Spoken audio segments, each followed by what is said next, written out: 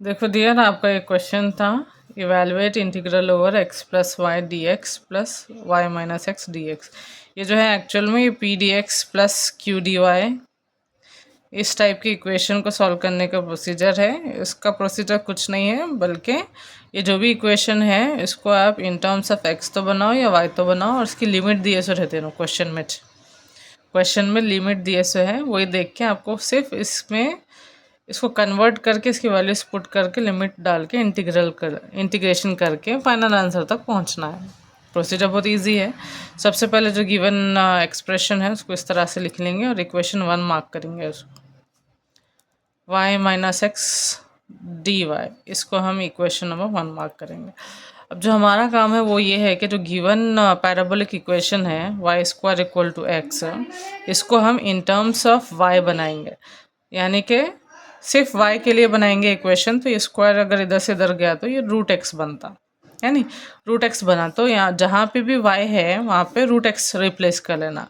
सिर्फ y replace नहीं करना है बल्कि डी वाई को भी रिप्लेस करना है, और जहाँ पे डी वाई है उसके बदले में उसको डिफ्रेंशिएट करके डालना। y का differentiation D Y by D X होता, रूट एक्स का डिफ्रेंशिएशन 1/2 रूट एक्स होता। ठीक है, रूट एक्स का डिफ्रेंशिएशन 1/2 रूट एक्स होता। वो तो पूरे रूल्स और फॉर्मूले से ये डायरेक्ट याद कर लो, बहुत इजी होता। रूट एक्स का डिफ्रेंशिएशन 1/2 रूट एक्स, और डी एक्स का डिफ्रेंशिएशन तो 1 होता, छोड़ दियो। ये डी एक्स को इधर से इधर ले लेंगे हम, तो डी वाई के लिए इक्वेशन बनती D X upon 2 root X. तो अब आपका काम क्या है, जहाँ पे भी y है उसकी जगह पे ये डालना, और जहाँ पे डी वाई है उसकी जगह पे ये डालना। तो पूरी इक्वेशन को फिर सिंप्लीफाई करके उसकी जो लिमिट है वो अप्लाई कर लेना। अब ये पूरी इक्वेशन हम x के फॉर्म में बनाने जा रहे हैं, इसलिए जो x की लिमिट रहती वो 1 से लेकर 4 तक रहती। पहले नंबर x के रहते, दूसरे नंबर y के रहते। अब हम पूरा x के वास्ते बना रहे तो 1 और 4 लेंगे। अगर आप y के लिए बना रहे तो 1 और 2 लेना, वो आप वैसे भी कर सकते हो, अपनी चॉइस रहती है इसमें।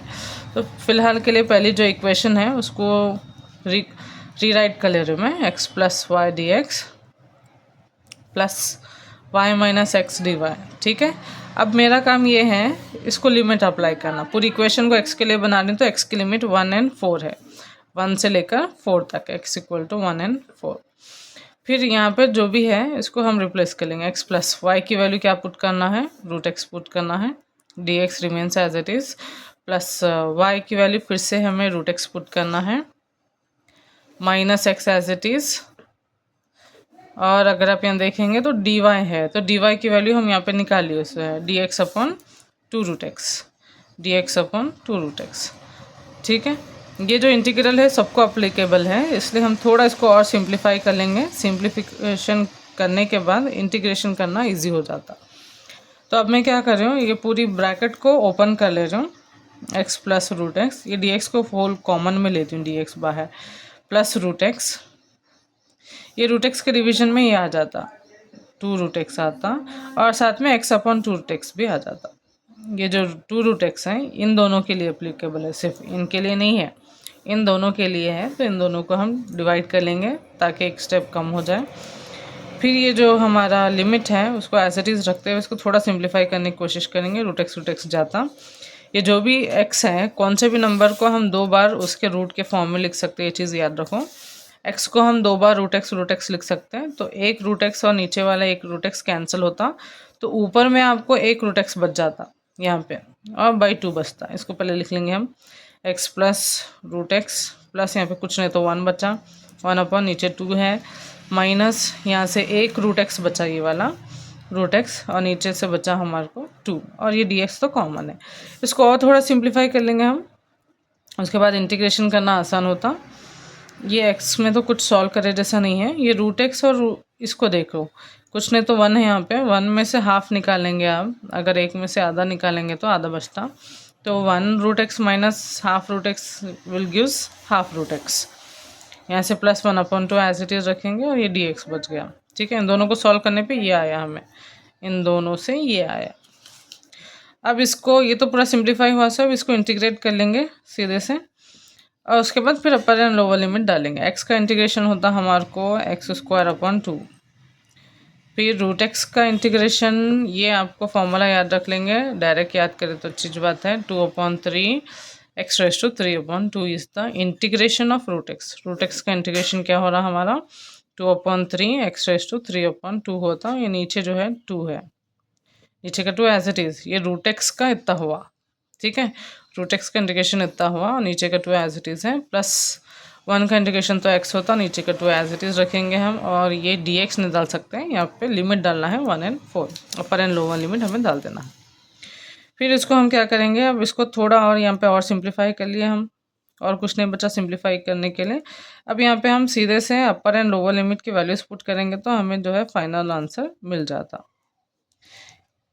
लोअर लिमिट में 1 है, अपर लिमिट में 4 है, जहाँ पर भी हमें x दिखाई दे रहा है वहाँ पे 4 डाल लो, 4² प्लस 4/3/2/3 प्लस 4/2 माइनस, ये अपर लिमिट हो गई, ठीक है।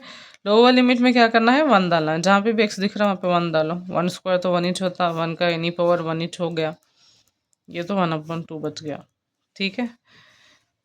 अब इसको और थोड़ा हम सिंप्लीफाई करेंगे, फिर फाइनल आंसर मिल जाता है हम लोगों को। क्या करना है देखो, 4² विल बी 4² 16 होता, 16/2 हुआ। यहाँ पे अगर हम देखेंगे तो ये 4 है, 4 को हम इसको 2² लिख सकते हैं, 4 कैन बी रिटर्न एज 2², है ना।